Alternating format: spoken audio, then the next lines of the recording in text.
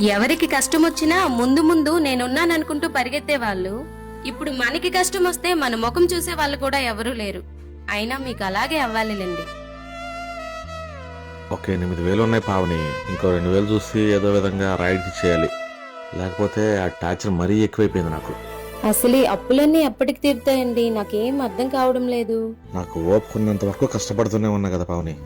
అయినా ఇంకా 2 సంవత్సరాలు అయితే మన బుజ్జి చదువు పూర్తయిపోద్ది. అది సెటిల్ అయిపోతే మనకి ఇంకా బాధనే ఉంటాయి చెప్పు. ముందు ఆ చదువు పూర్తయ్యే వరకైనా తనకి ఏ లోటు రాకుండా చూసుకోవాలి హలో, కదండి. నా కూతురుకు లోటు రావటం ఏంటి? నా కూతురు కోసం నా ప్రాణమే ఇచ్చేస్తా. సరేలే కానీ ముందు ఆ రాయుడు బాకి ఏదో క్లియర్ చేసేయండి. వాడు అసలే నోటికి ఏదొస్తే అది మాట్లాడతాడు. ఈ రోజు ఎలాగే నాడు బాకి ఇచ్చి తీరతా.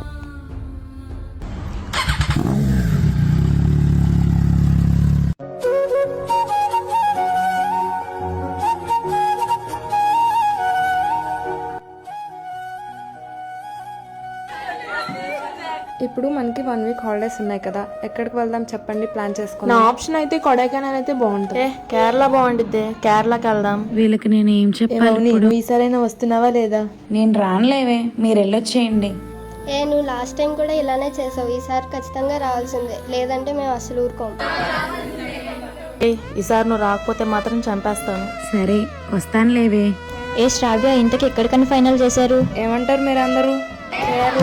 Kerala per head 5,000. ఓకేనా అందరికి? బావా 2,000 ఉంటీరా, మళ్ళీ 2 రోజులు వేస్తా.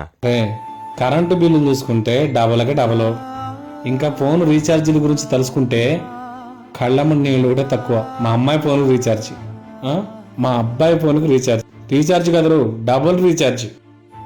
మా ఆవిడ ఫోన్ రీఛార్జ్, నా ఫోన్ రీఛార్జ్, మళ్ళీ నాకు 2 సిమ్ములు 2 రీఛార్జీలు. ఊళ్ళో ఉన్న మా అమ్మకి రీఛార్జ్, మా నాన్నకి రీఛార్జ్. తెలియకుండానే 3,000 అయిపోతుంది కదరా నెలకే. అదే కదరా. అరే దగ్గరారా, మళ్ళీ బయట 2 సిమ్లకు రీఛార్జ్ రా. అరే నీ అబ్బా, ఎవరు తను మాకు ఇంకా ఇంట్లో వైఫైకి 1000 రూపాయలు రా. అరే నాకు విషయం తెలియక అడుగుతున్నాను. అమ్మా నాందే కీప్యాడ్ ఫోన్లు, వాటికి కూడా 300 పెట్టి రీఛార్జ్ చేయించుకోవాలంటారేంట్రా? కీప్యాడ్ ఫోన్లకి నెట్ బ్యాలెన్స్ ఎందుకురా? అడిగోడు ఎవడన్నాడురా? దోసుకున్నాడుకు దోసుకున్నంత వాళ్ళ ఇష్టం వచ్చినట్టు దోసుకుంటున్నారా జనాల్ని. అడిగేది ఎవడో? అరే ఇంట్లో కనిపించిన ఖర్చులు రా, మామూలుగా లేదు. వచ్చే జీతానికి అయ్యే ఖర్చులకి అసలు సంబంధమే లేదురా. నిజంగా జేబులో 1 రూపాయి కూడా లేదు బా. నిజమే లేరా, మనలాంటి సామాన్యులకి బతకడమే కష్టమైపోయింది లేరా. సరే పర్వాలేదులే బా, ఆ సిమ్లు కాస్త తగ్గిరా. నాన్న, నా ల్యాప్టాప్ డిస్ప్లే పోయింది నాన్న. అయ్యో అదేంట్రా? ఇప్పుడు అది వేయించాలంటే 5,000 అవుతుంది నాన్న. 5,000? ఎగ్జామ్స్ కూడా దగ్గరలోనే ఉన్నాయి నాన్న. సరే నాన్న, నేను ఇప్పుడే డబ్బులు పంపిస్తా నీకు. సరే నాన్న, అలాగే నాన్న. సరే అమ్మా, జాగ్రత్త మరి. అది ఇంటి దగ్గర నుంచి మీకు డబ్బులు ఇద్దామని బయలుదేరి వచ్చాను సార్.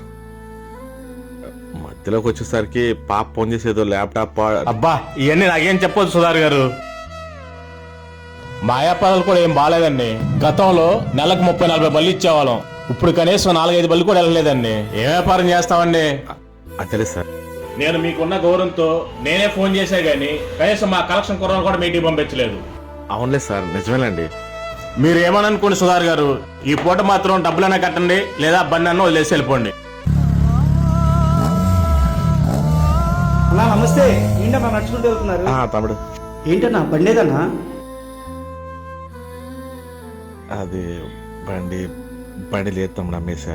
అదేంటన్నా బండి లేకుండా నీకు ఎలా బతికేవన్నా? అసలు ఇలాంటి కారులో తిరిగేవన్నా? అసలు నీకు ఇలాంటి పరిస్థితి రావడం ఏంటన్నా? నాకు చాలా బాధగా ఉంది. పర్వాలేదు తమ్ముడు, టైం అలా వచ్చింది, ఏం చేద్దాం.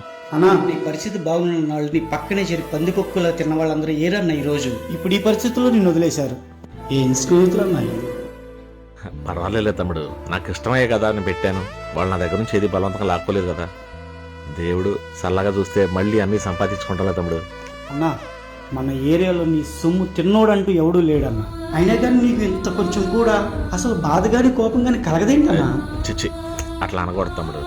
సరే తమ్ముడు, వస్తా. ఎక్కడికి వెళ్ళాలో చెప్పండి అన్న, నేను దించుతాను, రండి అన్న. సరే తమ్ముడు, థ్యాంక్ యూ.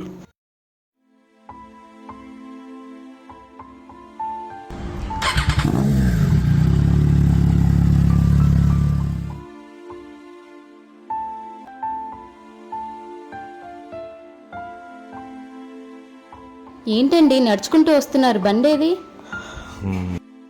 ఉందిలే పద. బండేమైందంటే చెప్పరేంటండి? అదే ఆ రాయుడు గారికి ఇంకో 2000 చూసి 10,000 ఇచ్చేద్దామని వెళ్ళా కదా. ఈలోపు బుజ్జి ఫోన్ చేసి ల్యాప్టాప్ ఏదో పాడైపోయింది, అర్జెంట్గా 5,000 కావాలంది. సరే తన చదువు కన్నా ఎక్కువ ఉందని చెప్పేసి 5,000 అటు వేసేసా పావని.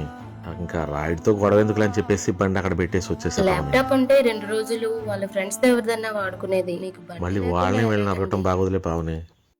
మనం ఇక్కడ ఎన్ని ఇబ్బందులు పడ్డా బుజ్జికి అక్కడ ఏ లోటు రాకూడదు పావని. బుజ్జి చెప్పరా. అమ్మా ఏం చేస్తున్నారు? ఏం లేదమ్మా, నాన్న ఇప్పుడే వచ్చారు, స్నానానికి నీళ్లు పెడదామని చూస్తున్నాను. సరేలే, ఒకసారి ఫోన్ నాన్నకివ్వమ్మా. నాన్నకి కొంచెం బాగోలేదని పడుకున్నారులే అమ్మా. అవునా, ఏమైందమ్మా నాన్నకి? ఏం లేదమ్మా, ఆ రాయుడు బాకి ఇచ్చేద్దామని మనీ పట్టుకొని వెళ్ళారు. ఈలోగా నువ్వు ల్యాప్టాప్ పాడైందని ఫోన్ చేసావంట కదా. అవునమ్మా. ఆ ఉన్న డబ్బులు నీకేసేసాడు. ఆ రాయుడు ఎలాగంటే అలా మాట్లాడతాడని అప్పు కింద ఆ బండి అక్కడ వదిలేసి వచ్చాడమ్మా.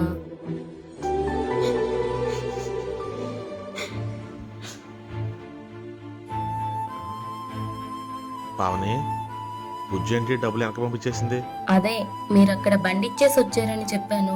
దానికి ఒకవేళ బాధపడేమన్నా. మనం ఇక్కడ ఎన్ని ఇబ్బందులు పడ్డా ఈ పిల్లల దాకా వెళ్ళకూడదు పావని. మళ్ళీ వాళ్ళు చదువులు డిస్టర్బ్ అవుతాయి.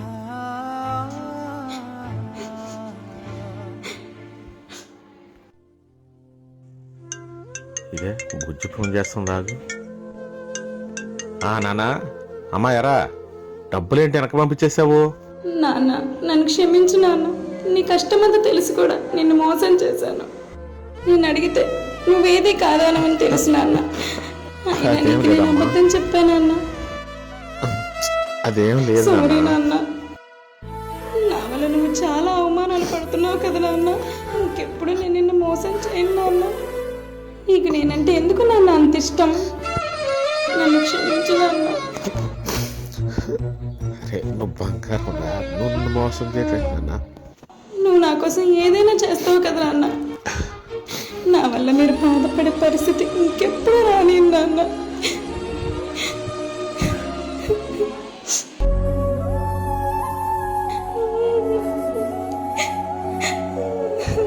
మన పిల్లలంటే మనకు ఎంత ఇష్టం ఉన్నా మన ప్రతి కష్టం వాళ్ళకి తెలియాలి. మంచి పిల్లలు తల్లిదండ్రుల ప్రతి కష్టాన్ని అర్థం చేసుకుంటారు.